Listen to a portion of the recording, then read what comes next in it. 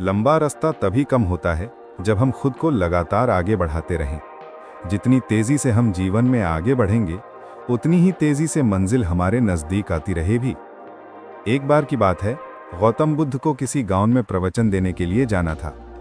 इसलिए वो सुबह जल्दी उठे और अपने शिष्य आनंद को अपने साथ लेकर उस गांव की ओर चल दिए। बुद्ध और आनंद को चलते चलते काफी देर हो गई, लेकिन वो गांव तो आने का नाम ही नहीं ले रहा था। चलते चलते आनंद थक गया था। वो बुद्ध से बोला, बुद्ध, हमें चलते हुए इतनी देर हो गई, लेकिन अभी तक वो गांव नहीं आया। हम आसपास किसी से पूछ लेते हैं कि गांव कितनी दूरी पर है। बुद्ध बोले, ठीक है, तुम पूछ सकते हो। चलते चलते रास्ते में आनंद को एक किसान दिखा जो कि खेतों में काम कर रहा था। तभी आनंद उसके पास पहुंचा और बोला, हमें उत्तर दिशा में जो गांव पड़ता है उस तरफ जाना है, हमें कितना वक्त लगेगा? किसान बोला, बस 2 किलोमीटर है, आने ही वाला है। ऐसा सुनकर आनंद की जान में जान आई। वो सोचने लगा, चलो ठीक है, कुछ ही देर में हम गांव पहुंच जाएंगे। वो किसान बुद्ध को देखकर मुस्कुराया और बुद्ध भी उसे देखकर मुस्कुराए। आनंद दोनों की मुस्कुराहट के पीछे छिपे भाव को नहीं समझ पाया।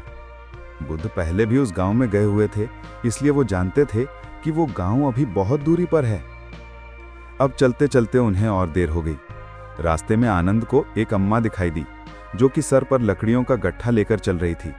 आनंद ने उन्हें रोका और पूछा, अम्मा, हमें उत्तर दिशा में जो गांव पड़ता है उधर जाना है, हमें कितना वक्त लगेगा?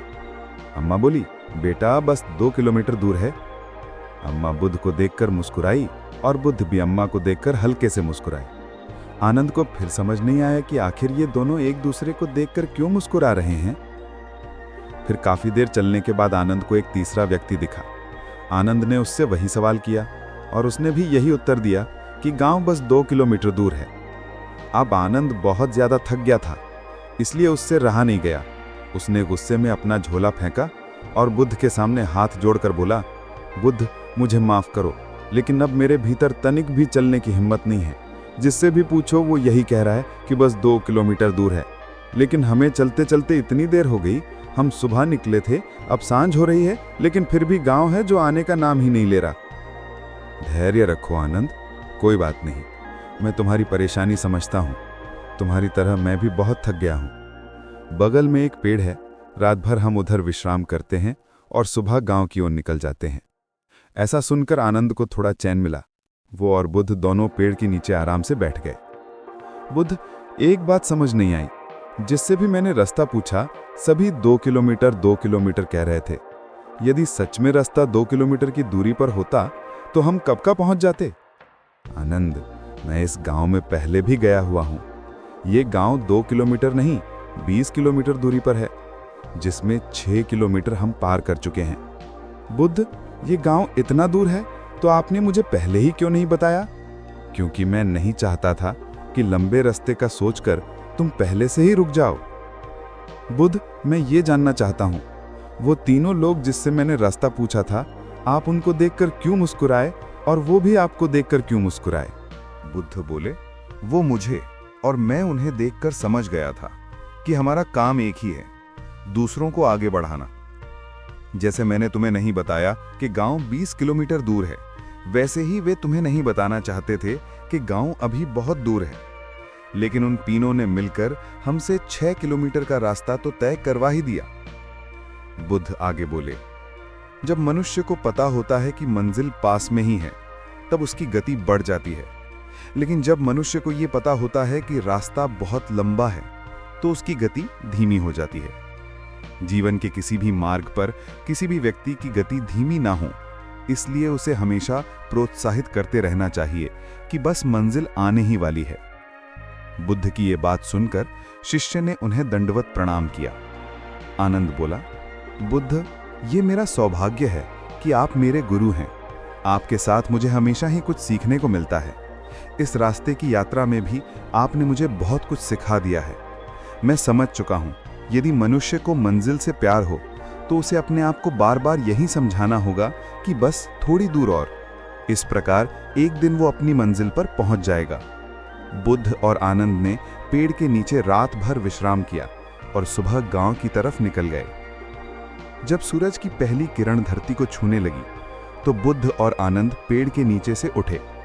रात भर का विश्राम करने के बाद आनंद के शरीर में नई ऊर्जा का संचार हो चुका था, लेकिन उसके मन में अभी भी कल की बातें गूंज रही थीं।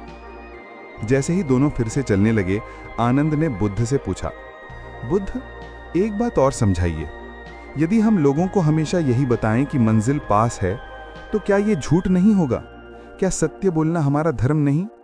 बुद्ध मुस्कुराए और बोले, आनंद, ये झूठ नहीं है, ये दृष्टिकोण का अंतर है। जब कोई तुमसे पूछता है कि कितनी दूर है, तो वो वास्तव में ये जानना चाहता है कि उसे कितना और प्रयास करना है। यदि तुम उसे 20 किलोमीटर बताओगे तो उसका मन भारी हो जाएगा, लेकिन यदि तुम उसे 2 किलोमीटर कहोगे तो वो उतनी दूरी आसानी से तय कर लेगा। फिर अगले 2 किलोमीटर, फिर अगले 2, इस तरह 20 किलोमीटर भी पूरे हो जाएंगे। आनंद सोच में पड़ गया। वो समझने लगा कि जीवन में प्रोत्साहन का क्या महत्व है। बुद्ध आगे बोले, देखो आनंद, जीवन में 2 प्रकार के लोग होते हैं। एक वे जो दूसरों को डराते हैं कि रास्ता बहुत कठिन है, मंजिल बहुत दूर है। ऐसे लोग दूसरों की हिम्मत तोड़ देते हैं। और दूसरे वे होते हैं जो दूसरों को प्रोत्साहित करते हैं, उन्हें आगे बढ़ने की ताकत देते हैं। तुम बताओ, तुम किस प्रकार के व्यक्ति बनना चाहोगे? आनंद तुरंत बोला, बुद्ध, मैं वो व्यक्ति बनना चाहता हूं जो दूसरों को प्रोत्साहित करे, जो उनमें आशा जगाए, निराशा नहीं। यही तो मैं तुम्हें सिखाना चाहता था, बुद्ध ने कहा। चलते चलते वे एक नदी के किनारे पहुंचे। वहां एक नाविक अपनी नाव तैयार कर रहा था। आनंद ने पूछा, नाविक भाई, हमें उत्तर दिशा वाले गांव जाना है, क्या आप बता सकते हैं कितनी दूर है? नाविक ने बुद्ध को देखा और मुस्कुराते हुए बोला, बस नदी पार करनी है, फिर थोड़ा सा चलना है, बहुत पास है। इस बार आनंद भी मुस्कुरा दिया। वो समझ गया था कि ये नाविक भी उन्हें प्रोत्साहित कर रहा था। नदी पार करते समय नाविक ने कहा, बुद्ध, आपकी ख्याति दूर दूर तक फैली हुई है। गांव के लोग सुबह से ही आपका इंतजार कर रहे हैं। उन्हें आपके प्रवचन सुनने की बड़ी उत्सुकता है। बुद्ध ने कहा, धन्यवाद नाविक, तुम्हारी सेवा सराहनीय है। नदी पार करने के बाद जब वे आगे बढ़े तो आनंद ने देखा कि अब सचमुच गांव नजर आने लगा था। उसके मन में एक अजीब सी खुशी थी। वो समझ चुका था कि बुद्ध ने उसे केवल एक गांव तक नहीं पहुंचाया, बल्कि जीवन का एक महत्वपूर्ण पाठ भी पढ़ाया। जब वे गांव में पहुंचे तो ग्रामीणों ने उनका भव्य स्वागत किया। फूलों की माला पहनाई गई। सभी बुद्ध के प्रवचन सुनने के लिए एकत्रित हो गए। बुद्ध ने अपने प्रवचन में उसी यात्रा का जिक्र किया। उन्होंने कहा, जीवन एक लंबी यात्रा है। इस यात्रा में हम सबको एक दूसरे का साथ देना चाहिए। किसी को ये मत बताओ कि उसकी मंजिल कितनी दूर है, बल्कि ये बताओ कि अगला कदम कितना करीब है। जीवन में सफलता उन्हीं को मिलती है जो एक कदम, फिर दूसरा कदम, इसी तरह चलते रहते हैं। गांव के लोगों ने बुद्ध के शब्दों को गहराई से सुना। आनंद भी वहीं बैठा था। उसकी आंखों में आंसू थे, खुशी के आंसू। वो समझ चुका था कि इस यात्रा में उसने सिर्फ एक मंजिल नहीं, बल्कि जीवन जीने का तरीका सीखा था। जीवन में प्रोत्साहन की शक्ति अद्भुत है। जब हम दूसरों को यह विश्वास दिलाते हैं कि उनकी मंजिल पास है, तो उनके कदम तेज हो जाते हैं। निराशा व्यक्ति को रोक देती है, लेकिन आशा उसे उड़ान देती है। इसलिए अपने जीवन में भी यही सोचें, मंजिल दूर नहीं है, बस अगला कदम उठाना है। मनुष्य को हमेशा खुद को आगे बढ़ाते रहना चाहिए। उसे इस बात का यकीन होना चाहिए कि मंजिल है और बहुत पास है। वो दूरी तभी घटेगी जितना हम आगे बढ़ेंगे। तो अपने कदमों को तेज करो और खुद से हमेशा यही कहो कि मंजिल दूर नहीं,